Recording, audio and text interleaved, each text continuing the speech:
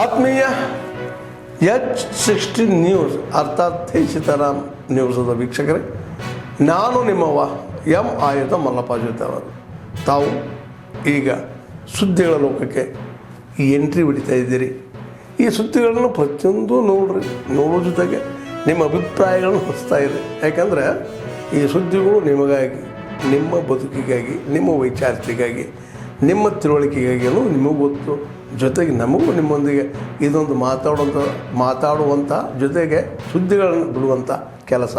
ಈ ಕೆಲಸದಲ್ಲಿ ನಾವು ನಿಮ್ಮೊಂದಿಗಿದ್ದೀವಿ ಅಂತ ಹೇಳ್ತಾ ನೋಡ್ತಾ ಇರಿ ಸುದ್ದಿಗಳನ್ನು.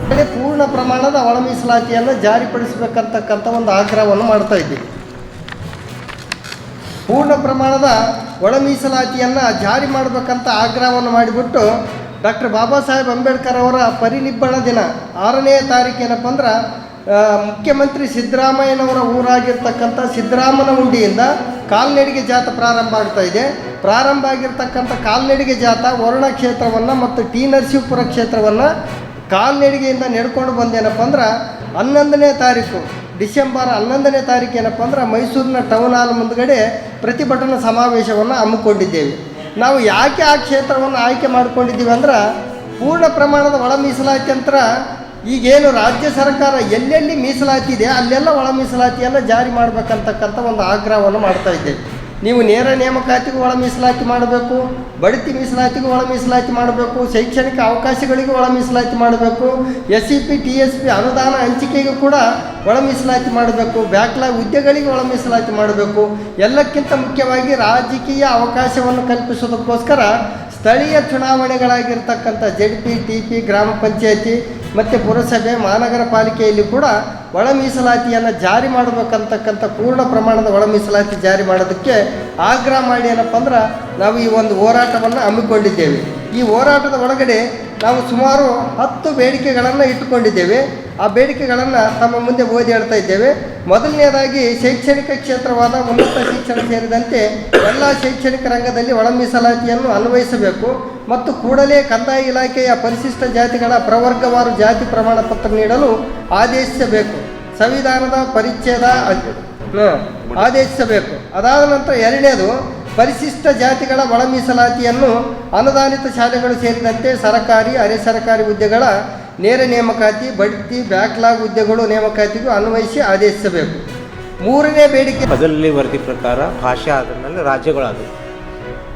ಯಾಕಂದರೆ ಅದಕ್ಕೆ ಮೊದಲು ನಾವು 1956ಕ್ಕಿಂತ ಮೊದಲು ಹೈದರಾಬಾದ್ ರಾಜ್ಯದಲ್ಲಿ ಇದ್ದೀವಿ. ಮುಂಬೈ ಕರ್ನಾಟಕದಲ್ಲೂ ಬ್ರಿಟಿಷರ ಅವ್ರು ಸ್ವತಂತ್ರ ಭಾರತದಲ್ಲಿದ್ದರು. ಕೊಡಗು ಕರ್ನಾಟಕ ಸಪ್ರೇಟ್ ಇತ್ತು. ಮದ್ರಾಸ್ ಕರ್ನಾಟಕ ಅವರು ಮದ್ರಾಸ್ ಸ್ಟೇಟ್ನಲ್ಲಿದ್ದರು. ಮೈಸೂರು ರಾಜ್ಯ ಸಪ್ರೇಟ್ ಇತ್ತು.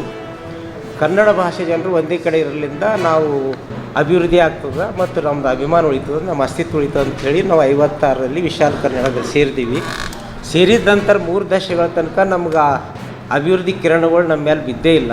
ಈ ಬಗ್ಗೆ ಏನದಲ್ಲ, ಯಾವ ಮುಂಬೈ ಕರ್ನಾಟಕ ನಾಯಕ ಆಗಲಿ, PD ಜತಿಯವರಾಗಲಿ, ಅದೇ ರೀತಿಯಾಗಿ ನಮ್ಮ ಉತ್ತರ ಕರ್ನಾಟಕ ಬಹುತೇಕ ಮುಖ್ಯಮಂತ್ರಿಗಳು ನಮ್ಗೆ ಯಾರೂ ಕ್ಯಾರೆ ಅಂದಿಲ್ಲ. ಯಾವಾಗ ನಾವು 80ರ ನಂತರ ಹೋರಾಟ ಸ್ಟಾರ್ಟ್ ಮಾಡಿದ್ದೀವಿ, ನಮ್ಮ ಹೋರಾಟ ಫಲವಾಗಿ ಏನದಲ್ಲ ಫಜಲ್ ಅಲಿ ವರದಿ ಪ್ರಕಾರ ನಮ್ಗೆ ನ್ಯಾಯ ಸಿಗಬೇಕಂತ ಹೋರಾಟ ಮಾಡಿದ್ವಿ. ಅದಕ್ಕೆ ಪೂರಕವಾಗಿ ಏನದಲ್ಲ ಧರಮ್ ಸಿಂಗ್ ಸಮಿತಿ ವರದಿ ಪ್ರಕಾರ HKDB ಆಯಿತು ವೀರೇಂದ್ರ ಪಾಟೀಲ್ ಅವ್ರ ಕಾಲಕ್ಕೆ. ನಂತರ ಏನದಲ್ಲ ಅದರಲ್ಲಿಂದ ಏನಾಗಿಲ್ಲ ಅಂತ ಮತ್ತೆ ಹೋರಾಟ ಮಾಡಿದ್ವಿ. ನಂಜುಂಡಪ್ಪ ನೇತೃತ್ವದಾಗ ಕಮಿಟಿ ಕೂಡಿಸಿದ್ರು SM ಕೃಷ್ಣ ಅವರು. ಆ ವರದಿ ಶಿಫಾರಸು ಪ್ರಕಾರನೂ ಡೆವಲಪ್ ಆಗಲಿಲ್ಲ. ಮುಂದೆ ನಾವು ನಿರಂತರ ಹೋರಾಟ ಮಾಡಿದ ಫಲಸ್ವರೂಪ 371ನೇ ಕಲಂ ಜಾರಿ ಆಯಿತು. ಸನ್ಮಾನ್ಯ ಮಲ್ಲಿಕಾರ್ಜುನ ಖರ್ಗೆ, ಧರಮ್ ಸಿಂಗು, ಯಡಿಯೂರಪ್ಪ ಎಲ್ಲ ಪಕ್ಷದ ರಾಜಕೀಯ ಇಚ್ಛಾಶಕ್ತಿಯಿಂದ ಆಯಿತು. ಅದು ಆದ ನಂತರ 2013 ಇದು ಜಾರಿ ಆಯಿತು. ಜಾರಿ ಆದ ನಂತರ ಬೊಂಬೈ ಕರ್ನಾಟಕದವರು ಕಣ್ಣು ಕೆಂಪಾದವು. ಅವರೇನದಲ್ಲ ಈ ಒಂದು ಕಲ್ಯಾಣ ಕರ್ನಾಟಕದಾಗ ಬಿಜಾಪುರದ ಜಿಲ್ಲೆಗಳು ತಾಲೂಕುಗಳು ಹೆಂಗೆ ಸೇರಿಸ್ಬೇಕು, ಅದೇ ರೀತಿ ಸಿಂಗಿ ತಾಲೂಕು ಹೆಂಗೆ ಸೇರಿಸ್ಬೇಕು, ಈ ರೀತಿ ಬೊಂಬೈ ಕರ್ನಾಟಕದ ತಾಲೂಕುಗಳು ಸೇರಿಸ್ಲಿಕ್ಕೆ ಭಾಳ ಪ್ರಯತ್ನ ಮಾಡಿದ್ರು. ಆ ಪ್ರಯತ್ನ ಸಕ್ಸಸ್ ಆಗಲಿಲ್ಲ. ಆಗ್ಲಾರ್ದಾಗ ಏನು ಮಾಡಿದ್ರು ಅಂತಂದ್ರೆ ಅವರು ಈ 371 ನಾವು ಹೆಂಗೆ ಪಡಿಬೇಕು, ಹೈದರಾಬಾದ್ ಕರ್ನಾಟಕದವ್ರಿಗೆ ಒಂದು ಕಡೆ ನೌಕರಿಗಳದಾಗ ಸಾವಿರಾರು ನೌಕರಿ ಸಿಗ್ಲತ್ತವ, ವರ್ಷಕ್ಕೆ 150 ಮೆಡಿಕಲ್ ಸೀಟ್ ಸಿಗ್ತಿದ್ದಿಲ್ಲ, 1000 ಮೆಡಿಕಲ್. ಪತ್ರಿಕಾಭವನದಲ್ಲಿ ಪತ್ರಿಕಾಗೋಷ್ಠಿಯಲ್ಲಿ ಆಗಮಿಸಿದ ಎಲ್ಲರಿಗೂ ಸ್ವಾಗತ ಕೋರುತ್ತಾ, ಅದೇ ರೀತಿಗೆ ಪತ್ರಿಕಾ ಮಾಧ್ಯಮ ಮಿತ್ರರಿಗೂ ಒಂದು ಸ್ವಾಗತ ಕೋರುತ್ತಾ, ಇವತ್ತಿನ ದಿವಸ ಅವರು ಪತ್ರಿಕಾಗೋಷ್ಠಿ ಮಾಡುವ ಉದ್ದೇಶ ಏನಪ್ಪ ಅಂದ್ರೆ, ನಮ್ಮ ಗ್ರಾಮ ಪಂಚಾಯತಿ ನೌಕರ ಸಂಘದ ವಿವಿಧ ಒಂದು ಬೇಡಿಕೆಗಳು ನಮ್ಮ ಜಿಲ್ಲಾ ಪಂಚಾಯತಿಯಲ್ಲಿ ಒಂದು ಬಾಕಿ ಇರುವ ಕಾರಣ ನಾವು ಒಂದು ಪತ್ರಿಕಾಗೋಷ್ಠಿ ಹಮ್ಮಿಕೊಂಡು ನಾಳಿನ ದಿವಸ ನಾವು 24ನೇ ತಾರೀಕು ಒಂದು ಬೃಹತ್ ಪ್ರತಿಭಟನೆಯನ್ನು ಹಮ್ಮಿಕೊಂಡಿವಿ. ತಿಮ್ಮಾಪುರ ಸರ್ಕಲ್ ಇಂದ ಒಂದು ಜಿಲ್ಲಾ ಪಂಚಾಯತಿ ಕಚೇರಿವರೆಗೆ ಒಂದು ಪ್ರತಿಭಟನೆ ಮಾಡಿ ಇಲ್ಲೇ ಅನಿರ್ದಿಷ್ಟ ಧರಣಿ ಕುಂತುಕೊಳ್ಳುವ ಸಲುವಾಗಿ ನಾವು ಒಂದು ಪತ್ರಿಕಾ ಗೋಷ್ಠಿ ಮುಖಾಂತರ ಈ ಒಂದು ಪತ್ರಿಕೆ ಮಾಧ್ಯಮದಲ್ಲಿ ನಾವು ಮಿತ್ರರಲ್ಲಿ ಒಂದು ವಿನಂತಿ ಮಾಡ್ಕೊತಾ ಇದ್ದೀವಿ. ಅದೇ ರೀತಿಯಾಗಿ ನಮ್ಮ ಹಲವಾರು ನಾವು ಬೇಡಿಕೆಗಳು ನಮ್ಮ ಗ್ರಾಮ ಪಂಚಾಯತಿ ನೌಕರ ಸಂಘ ವತಿಯಿಂದ ನಾವು ಒಂದು ಹೋರಾಟದ ಮುಖಾಂತರ ಬೇಡಿಕೆಗಳನ್ನು ಈಡೇರಿಸಿಕೊಂಡು ನಾವು ಇಲ್ಲಿವರೆಗೂ ಏನಪ್ಪ ನಮ್ಮ ಹಲವಾರು ಬೇಡಿಕೆಗಳಂತ ಜಿಲ್ಲಾ ಪಂಚಾಯತಿಯಲ್ಲಿ ಬಾಕಿ ಇರುವ ಕಾರಣ ನಾವು ಒಂದು ಹೋರಾಟ ಹಾಕೊಂಡಿವಿ. ಅವರ ಏನು ನಮ್ಮ ಇರುವಂತಹ ಬೇಡಿಕೆಗಳಪ್ಪ ಅಂದ್ರೆ, ತೆರಿಗೆ ವಸೂಲಾತಿಯಲ್ಲಿ 40% ವೇತನಕ್ಕಾಗಿ ಪ್ರತ್ಯೇಕ ಬ್ಯಾಂಕ್ ಖಾತೆಗೆ ನಮ್ಮ ಅಮೌಂಟ್ ಅನ್ನು ನಿಗದಿಪಡಿಸಬೇಕು. ಇಲ್ಲಿವರೆಗೂ ಸರ್ಕಾರ ಆದೇಶಿದ್ರು ಕೂಡ ಯಾವುದೇ ಗ್ರಾಮ ಪಂಚಾಯತಿಯಲ್ಲಿ ಕೆಲವು ಗ್ರಾಮ ಪಂಚಾಯತಿಗಳು ನಮ್ಮ ಕರ ವಸೂಲಿಯಲ್ಲಿ ನಮಗೆ ಸಿಬ್ಬಂದಿ ವೇತನ ಮಾಡ್ತಾ ಇಲ್ಲ. ಅದೇ ರೀತಿ ತೆರಿಗೆ ವಸೂಲಾತಿಯಲ್ಲಿ EMS-ನಲ್ಲಿ ಪೂರ್ವದಲ್ಲಿ ಅಂದ್ರೆ ಮೊದಲಿಗಿಂತ ನಮಗೆ 2017ಗಿಂತ ಮುಂಚೆ ಈಗ EMS 2 ವರ್ಷ ನಾವು ಪೇಮೆಂಟ್ ತಗೊಳ್ತಾ ಇದೀವಿ. ಈಗ ಕೆಲವು ಸಿಬ್ಬಂದಿಗಳು ನಮ್ಮದು 2 ವರ್ಷ 3 ವರ್ಷ 18 ತಿಂಗಳ ಬಾಕಿ ವೇತನ ಅದ. ಅವು ಬಾಕಿ ವೇತನ ನಮಗೆ ಕೊಡ್ತಾ ಇಲ್ಲ. ಅದನ್ನು ಒಂದು ಬೇಡಿಕೆಯಲ್ಲಿ ಇಟ್ಕೊಂಡಿವಿ. ಅದೇ ರೀತಿ ಏನಪ್ಪಾ ಅಂದ್ರೆ, ಅನುಮೋದನೆ 2018ಕ್ಕಿಂತ ಮುಂಚೆ ನಮ್ಮಲ್ಲಿ ಏನು ಪಂಚಾಯತಿಯಲ್ಲಿ ಕಾರ್ಯನಿರ್ವಹಿಸುವ ಸಿಬ್ಬಂದಿಗಳಿಗೆ ಏಕಕಾಲಕ್ಕೆ ಅನುಮೋದನೆ ಕೊಡಬೇಕಿತ್ತು. 330 ಜನ ಸಿಬ್ಬಂದಿಗಳಲ್ಲಿ ಕೇವಲ 110 ಜನಕ್ಕಷ್ಟೇ ಅನುಮೋದನೆ ಕೊಟ್ಟಿದ್ದಾರೆ. ಇನ್ನು 220 ಜನ ಜಿಲ್ಲಾ ಪಂಚಾಯತಿಯಲ್ಲಿ. ಅದೇ ರೀತಿಯಾಗಿ ದಿನಾಂಕ 29/9/2020 ಪಂಪ್ ಆಪರೇಟರ್, ಕ್ಲೀನರ್ಸ್ ಮುಂತಾದ ಗ್ರಾಮ ಪಂಚಾಯತಿ ಖಾಲಿ ಇರುವ ಕರ ವಸೂಲಿಗಾರ, ಕ್ಲರ್ಕ್ ಕಮ್ ಡಾಟಾ ಎಂಟ್ರಿ ಆಪರೇಟರ್ಗಳ ಹುದ್ದೆಗೆ ಬಡ್ತಿ ನೀಡಬೇಕು. ಯಾವುದೋ ಒಂದು ಬೇಡಿಕೆ ಇದೆ. ಅದೇ ರೀತಿಗೆ 5ನೇ ಬೇಡಿಕೆ 29/9/2020 ಸರ್ಕಾರದ ಅಧಿಸೂಚನೆಯಂತೆ ನಿವೃತ್ತಿ ಹಾಗೂ ಮರಣ ಹೊಂದಿದ ಗ್ರಾಮ ಪಂಚಾಯತಿ ನೌಕರಿಗೆ ಪ್ರತಿ ವರ್ಷ 15 ದಿನಗಳ ವೇತನದಂತೆ ಒಟ್ಟು 20 ತಿಂಗಳ ವೇತನ ಉಪದಾನ ನೀಡಬೇಕು. ಇದು ಒಂದು ನಮ್ಮ ಬೇಡಿಕೆ ಆಗಿರುತ್ತದೆ. ಅದೇ ರೀತಿಯಾಗಿ 6ನೇ ಬೇಡಿಕೆ 29/9/2020 ಸರ್ಕಾರದ ಅಧಿಸೂಚನೆಯಂತೆ ಗ್ರಾಮ ಪಂಚಾಯತಿಯ ಎಲ್ಲ ನೌಕರರ ಸೇವಾ ಪುಸ್ತಕ ನಿರ್ವಹಿಸಬೇಕು ಹಾಗೂ ವಾರ್ಷಿಕವಾಗಿ 10 ದಿನಗಳ ಸಾಂದರ್ಭಿಕ. ಇತ್ತೀಚೆಗೆ ನಮ್ಮ ಕಲ್ಯಾಣ ಕರ್ನಾಟಕ ಭಾಗದಲ್ಲಿ ರಶೀದ್ ನಾರಾಯಣ್ಪುರ್ ಅಲಿಯಾಸ್ ಮುತ್ಯ ಅಂತ ಕರೀತಾರೆ. ಇನ್ನೂ ವಯಸ್ಸಾಗಿಲ್ಲ.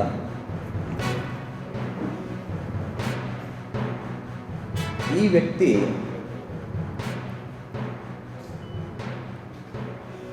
ನಮ್ಮ ಈ ಭಾಗದಲ್ಲಿ ಅಂದರೆ ಸೂಫಿ ಸಂತರು ಶರಣರ ಬೀಡು ಅನ್ನುವಂತಹ ಪ್ರದೇಶದಲ್ಲಿ ಕಳೆದ ಹಲವಾರು ವರ್ಷಗಳಿಂದ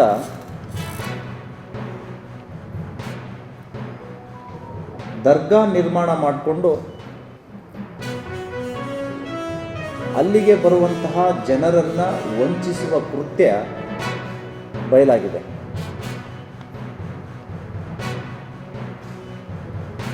ಪ್ರತಿ ಅಮಾವಾಸ್ಯೆ, ಹುಣ್ಣಿಮೆ, ಗ್ರಹಣಗಳ ದಿನದಂದು ಸಾವಿರಾರು ಸಂಖ್ಯೆಯಲ್ಲಿ ಜನರನ್ನು ಸೇರಿಸಿ ಮೌಢ್ಯವನ್ನು ಬಿತ್ತುವಂತಹ ಕೆಲಸ ಮಾಡ್ತಾ ಇದ್ದಾರೆ.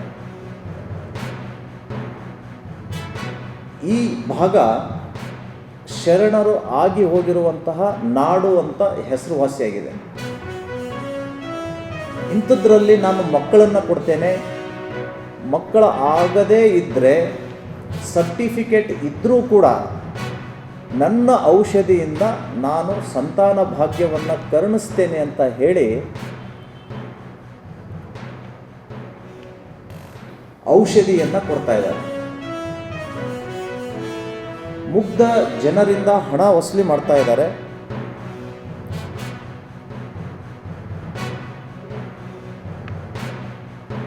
ಅಲ್ಲಿಗೆ ಬಂದಂಥವರು ಇವರೇ ಹೇಳಿಸ್ತಾರೆ, ನನಗೆ ಮಕ್ಕಳಾಗಲಿಲ್ಲ, ನಾನು ಆಸ್ಪತ್ರೆಗೆ ತೋರಿಸಿದ್ದೆ, ಇಲ್ಲಿಗೆ ಬಂದೆ, 5 ಅಮಾವಾಸ್ಯೆ ಬಂದ ತಕ್ಷಣವೇ ನಾನು ಪ್ರೆಗ್ನೆಂಟ್ ಆಗಿದ್ದೀನಿ ಅಂತ ಒಬ್ಬ ಹೆಣ್ಮಗಳು ಹೇಳ್ತಾಳೆ. ಇನ್ನೊಬ್ಬ ಬುರ್ಕಾಧಾರಿ ಮಹಿಳೆ,